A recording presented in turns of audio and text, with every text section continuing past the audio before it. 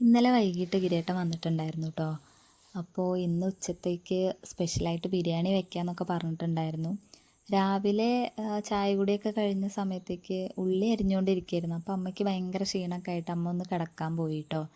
ഞാൻ എണീറ്റ് കുറച്ച് കഴിഞ്ഞിട്ട് വരാം എന്ന് പറഞ്ഞിട്ട് അമ്മ പോയി കിടന്നു. അപ്പോൾ എനിക്ക് തോന്നി അമ്മ എണീക്കുന്ന സമയമാകുമ്പോഴത്തേക്കും എല്ലാ സാധനങ്ങളും സെറ്റാക്കി വെക്കാം, ചിക്കനൊക്കെ കഴുകി റെഡിയാക്കി വെക്കാമെന്ന് കരുതിയിട്ട് ഞാൻ അതൊക്കെ റെഡിയാക്കി വെച്ചിട്ടുണ്ടായിരുന്നു കേട്ടോ. ഉള്ളി, തക്കാളി, പിന്നെ ചപ്പും പുതിനയും അങ്ങനെയുള്ള എല്ലാ സാധനങ്ങളും സെറ്റാക്കി വെച്ചിട്ടുണ്ടായിരുന്നു. പിന്നെ അമ്മ ജസ്റ്റ് ഒന്ന് എണീറ്റ് വന്ന ശേഷം ഞങ്ങൾ ബിരിയാണി ഉണ്ടാക്കാമെന്ന് വിചാരിച്ചിട്ട് കുക്കറിലാണ് വെക്കുന്നത്. അപ്പോൾ അതാവുമ്പോൾ ഈസിയാണല്ലോ. ഇതുവരെ വെച്ച് നോക്കിയിട്ടില്ല കുക്കറിൽ കേട്ടോ. അപ്പോൾ യൂട്യൂബിൽ കുറച്ച് വീഡിയോസൊക്കെ കണ്ടിട്ടാണ് ഞങ്ങൾ രണ്ടുപേരും കൂടെ ഇന്നതിന് ഇറങ്ങി തിരിച്ചിട്ടുള്ളത്. ആദ്യം തന്നെ നെയ്യൊക്കെ ഒഴിച്ച് അതിലേക്ക് അണ്ടിപ്പരിപ്പും മുന്തിരി കാര്യങ്ങളൊക്കെ ഇട്ടിട്ടൊന്ന് വഴറ്റിയെടുക്കുകയാണ്. പിന്നെ അതുപോലെ തന്നെ നമ്മൾ പട്ടയും ഏലക്കായ അങ്ങനത്തെ ഐറ്റംസൊക്കെ ഇട്ടിട്ടുണ്ടായിരുന്നു കേട്ടോ. അതിട്ടതിന് ശേഷമാണ് മുന്തിരി ഇട്ടിട്ടുണ്ടായിരുന്നത്. പിന്നെ കുറച്ച് അണ്ടിപ്പരിപ്പ് ഇട്ടിട്ട് അതും കൂടെ നന്നായിട്ടൊന്ന് വഴറ്റിയെടുക്കുകയാണ്. അപ്പോൾ അമ്മ അങ്ങനെ പറഞ്ഞു തരുന്നുണ്ട്, ഞാനാണ് അതിനനുസരിച്ച് ഉണ്ടാക്കിക്കൊണ്ടിരിക്കുന്നത് കേട്ടോ. അതിനുശേഷം ഉള്ളി ഇട്ടിട്ട് നന്നായിട്ട് വഴറ്റിയെടുക്കുകയാണ്. ഉള്ളി നന്നായിട്ട് വാടിക്കോട്ടെ എന്ന് പറഞ്ഞിട്ട് കുറേ നേരം കുറച്ച് തീ ജസ്റ്റ് ഒന്ന് കൂട്ടി വെച്ചിട്ടാണ് ഉള്ളി വഴറ്റിയെടുക്കുന്നത്. പിന്നെ അതിലേക്ക് കുറച്ച് ക്യാരറ്റ് അരിഞ്ഞത് ചേർത്ത് കൊടുത്തിട്ടുണ്ടായിരുന്നു. പിന്നെ അതുപോലെ ഇഞ്ചി, വെളുത്തുള്ളി, പച്ചമുളക് ഇത് മൂന്നും കൂടെ ചതച്ച് വെച്ചത് ഇട്ട് കൊടുത്തു. പിന്നെ തക്കാളി ഇട്ട് കൊടുത്തിട്ടുണ്ടായിരുന്നു. തക്കാളി ഞാൻ കൂടുതൽ എണ്ണ അരിഞ്ഞു വെച്ചിട്ടുണ്ടായിരുന്നു, പക്ഷെ അത്രയും വേണ്ടാന്ന് അമ്മ പറഞ്ഞതുകൊണ്ട് ഞാൻ കുറച്ച് മാത്രമേ അതിലേക്ക് ചേർത്തിട്ടുണ്ടായിരുന്നുള്ളൂ കേട്ടോ. അതിന് ശേഷം ചപ്പും പുതിനയൊക്കെ ഇട്ട് കൊടുത്തിട്ടുണ്ട്. അതൊക്കെ ഇട്ടപ്പോൾ തന്നെ നല്ലൊരു സ്മെല്ല് വരുന്നുണ്ടായിരുന്നു കേട്ടോ. പിന്നെ കുറച്ച് ഉപ്പ് ഇട്ട് കൊടുത്തു. കുറച്ചിപ്പോൾ ആ ഒരു മസാലയ്ക്ക് വേണ്ടിയിട്ടുള്ള ഉപ്പ് മാത്രമേ ഇട്ടിട്ടുള്ളൂ. കുറച്ച് കഴിഞ്ഞിട്ട് പിന്നെ കുറച്ചുകൂടെ ഇടാമെന്ന് പറഞ്ഞു. പിന്നെ മുളക് പൊടി ചേർക്കുന്നില്ല, കുറച്ച് മഞ്ഞപ്പൊടിയാണ് ചേർക്കുന്നത്. മഞ്ഞ കളറിലുള്ള ബിരിയാണി മതി എന്ന് പറഞ്ഞിട്ട് അങ്ങനെ മഞ്ഞപ്പൊടി കുറച്ച് ചേർത്ത് കൊടുത്തു.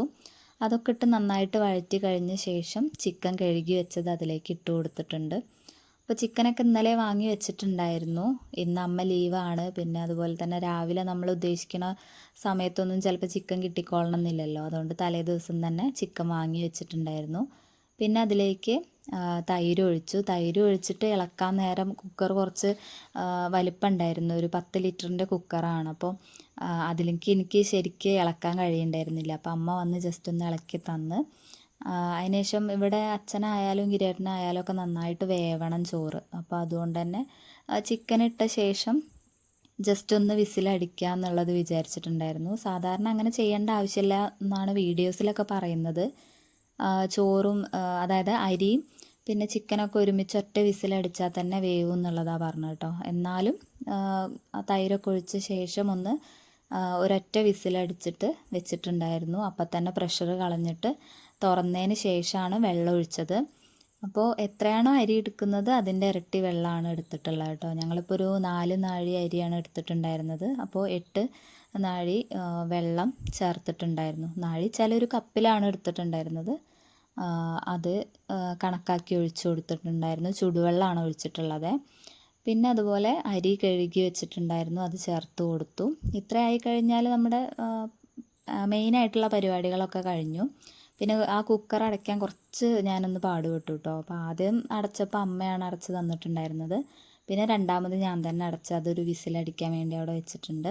അപ്പോഴത്തേക്ക് പപ്പടം കാച്ചാൻ നിന്നതാണ്. പപ്പടം ഫസ്റ്റത്തെ പപ്പടം അത്ര ശരിയായില്ല കേട്ടോ. ചൂട് ശരിയാവാത്തതുകൊണ്ട് പപ്പടം പൊങ്ങി വന്നതൊന്നുമില്ല. രണ്ടാമത്തത് മുതൽ കറക്റ്റായിട്ട് പപ്പടമൊക്കെ പൊങ്ങി വന്നിട്ടുണ്ടായിരുന്നു.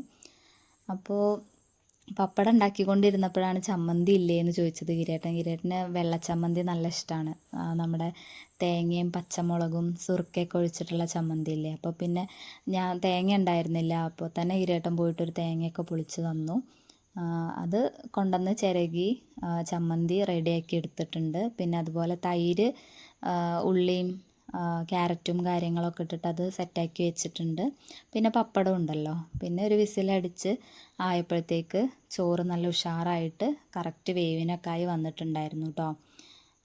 പിന്നെ ഞങ്ങളെല്ലാവരും കൂടി ഇരുന്ന് ഫുഡ് കഴിച്ചേ.